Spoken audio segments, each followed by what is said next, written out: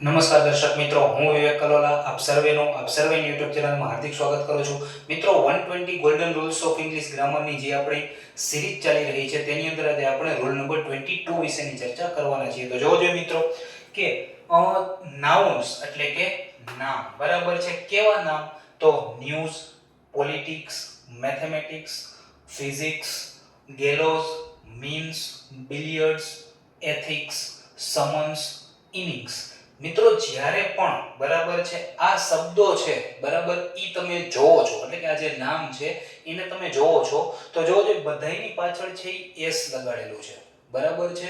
S લગાડેલું હોય તો generally આપણા મગજમાં શું આવે મિત્રો કે એ બહુવચન નામ હશે, બરાબર. પણ મિત્રો એવું નથી. આ બધા જ નામ છે કેવા છે? સિંગ્યુલર નાઉન છે, એકવચન નામ છે. એટલે આપણો રૂલ એવો છે કે જ્યારે પણ બરાબર કોઈ સેન્ટેન્સની અંદર આ નાઉનનો યુઝ થશે, બરાબર છે, ત્યારે આ નાઉનની સાથે કોઈ દિવસ પ્લુરલ વર્બ નહીં આવે.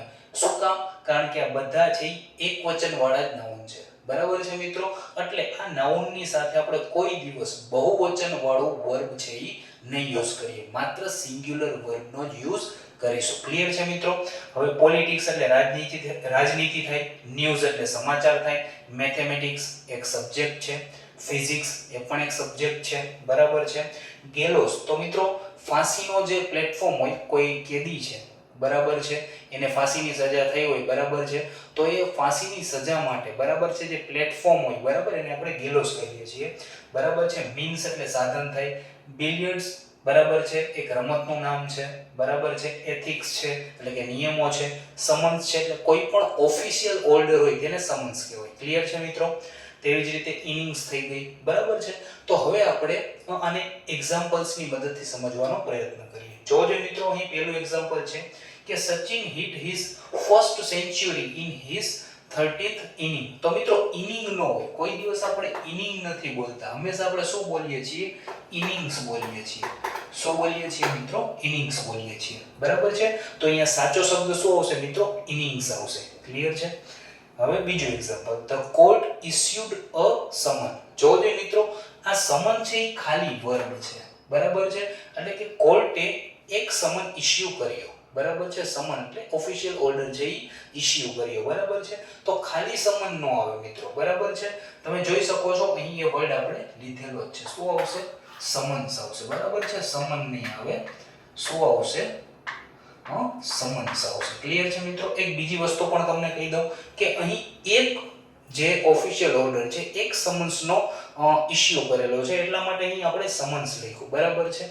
પરંતુ માની લો કે એક કરતા વધારે બરાબર ઓર્ડરો છે એ ઇસ્યુ કરવામાં આવેલા હોય, બરાબર છે, તો આનું બહુવચન શું થાય મિત્રો? તો શું થશે? તો જોવો જોઈએ, સમન્સ, બરાબર છે. પાછળ શું લાગશે મિત્રો? es લાગશે, બરાબર છે. આ માત્ર સમન્સ વર્ડની સાથે થાય છે. માની લ્યો કે 4 ઓર્ડર કાઢ્યા, બરાબર છે, તો અહીંયા શું આવશે? કોર્ટ ઇસ્યુડ, બરાબર છે, 4 સમન્સીસ. ક્લિયર છે મિત્રો? એક બીજું ઉદાહરણ જોઈએ આપણે મિત્રો. શું છે કે ન્યૂઝ આર ગુડ. મિત્રો ન્યૂઝ છે એ તો કેવું છે? તો કે સિંગ્યુલર નાઉન છે, બરાબર. તો એની સાથે જે વર્બ આવે એ પણ કેવો આવે? સિંગ્યુલર આવે. તો આર નો આવે, શું આવે મિત્રો? ઇઝ આવે. News is good.